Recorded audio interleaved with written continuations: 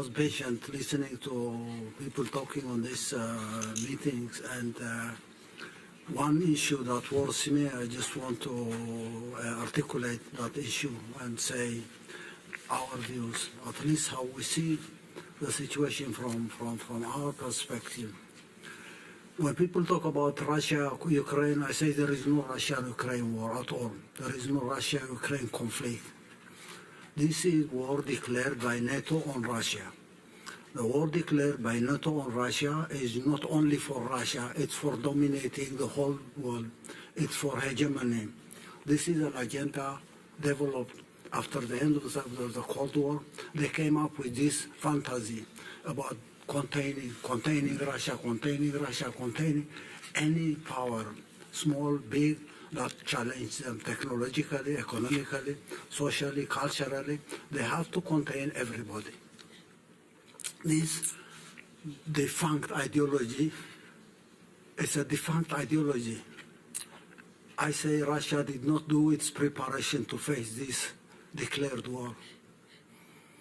Even though Russia was aware about the dynamics of what was going on.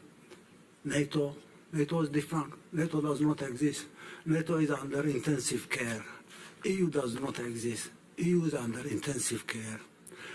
Now, 30 years ago, when they decided to contain Russia, they felt that was the major threat for them. China was not considered a threat at the time. Now they know. They missed the point. They couldn't contain Russia. They will never contain Russia. Ukraine is a sacrifice. Ukraine is a price they have to pay. They will not pay it on their own. They will provide billions and billions, even trillions, to continue this war. And now we need to have the narrative straight. This is not war between Russia and Ukraine. This is declared war against Russia because Russia was the major threat at the time. Now they can't dominate the whole world. They have to defeat Russia so that they hegemonize everything. No one should be their equal technologically. Militarily, they have to be superior. Economically, they have to control everything, grab every resource here and there, technology under their control. That dream is no more. Now the fighting going in Ukraine, it's their battleground. That battleground is a sacrifice for them. And we need to put this straight on the record. When a big meeting like this, Russia, Africa is held, people will have to come to a consensus. This is not war between Russia and Ukraine, to me. And anyone who has a different explanation will have to tell me. This is war declared on Russia, but declared war for hegemony. The last 30 years we have seen the details of the mechanics of this declared war. This last event is the final phase to me. It will end sometime. NATO will not get out of intensive care. EU will not get out of intensive care. These are systems that are crumbling. It's only a matter of time. And the whole world will have to be prepared not to defend Russia, but stand with Russia so that this hegemonistic idea will not prevail at any point in time in history. How do we design a plan?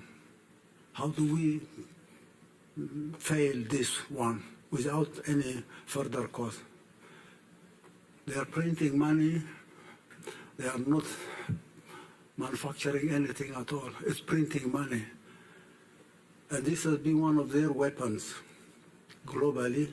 The monetary system, the global monetary system, controlled by dollar and euro, has been used. Sanctions here, sanctions there, sanctions there, grabbing this account, grabbing that account, has been one of their tools. This is not going to continue indefinitely. And we need a new financial architecture globally, not controlled by euro, not controlled by the dollar, not controlled by other currencies. To me, this failure of the attempt to contain Russia will immediately move to the east. Containing China is their next agenda. They may be playing a very deceptive tactic on trying to tell everyone, oh no, we have to work with China, we have to do this and that. Their miscalculation about China has proved to be wrong. They felt probably they have the technology, they have everything, the Chinese can only copy, they will never equal them. So they will contain Russia, but make friendship with China and continue taking advantage of that so that containing Russia will be easier for them to do. Now China is out of control. Containing China from Taiwan, from India, from Japan, from South Korea, from Australia. How do they do it? How will they do it? That challenge is coming next. But first they need to deal with Russia. How are they going to deal with Russia and then next move to China? How can they deal with everybody? How do they contain us? Imagine this tiny Eritrea is being contained by them. We are being punished with their sanctions every time. We have to be punished because we are not bowing. We are not bound to their conditionalities. We are a very small threat. We are not even a threat to them. But they have to contain us. Sanctions, sanctions, sanctions, sanctions, conflict here, conflict there. Now, I think we need to strategize. And I say Russia will have to lead this strategy. Russia will have to design a plan on facing this declared war. Not only on Russia, but it's a global war. And everybody should come and join Russia on this strategy. The sooner the better, the easier way we can control this hegemonistic strategy and frustrate that strategy, we give peace. Development will come. Nobody is going to bother us. Nobody is going to bully everybody. Sanction, sanction, bully, defamation, demonize, psychological warfare, sanctions. We need a strategy, an alternative strategy for this hegemonistic declaration of war. And every event, bilateral, multilateral, will have to adopt this strategy. And that's why I said during my intervention, Russia should design a strategy. It's not because Russia will have to do everything. We can make our contributions. It's a matter of ideas.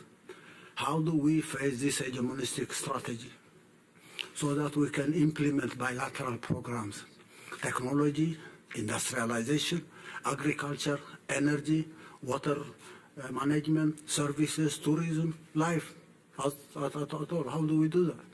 Now, and we have to take this into a historical context. This is a continuation of the classical slavery. After slavery came colonialism. Slavery was exterminating populations, exterminating 9 million in the Congo, exterminating the Red Indians in North America, in Canada, exterminating indigenous population and grabbing their land, controlling. And when they control land, they have to take slaves from Africa for their cotton plantation in the United States. That was slavery. Continues to be slavery as is. And then industrialization came. When industrialization comes up, it's a matter of grabbing other resources, and a continuation of slavery under a different form. Colonialism came. They had to colonize land so that they grab land, they control labor, they enslave everybody. Neocolonialism was there. The Cold War, Russia was the hope for the people of the world when the Soviet Union was there.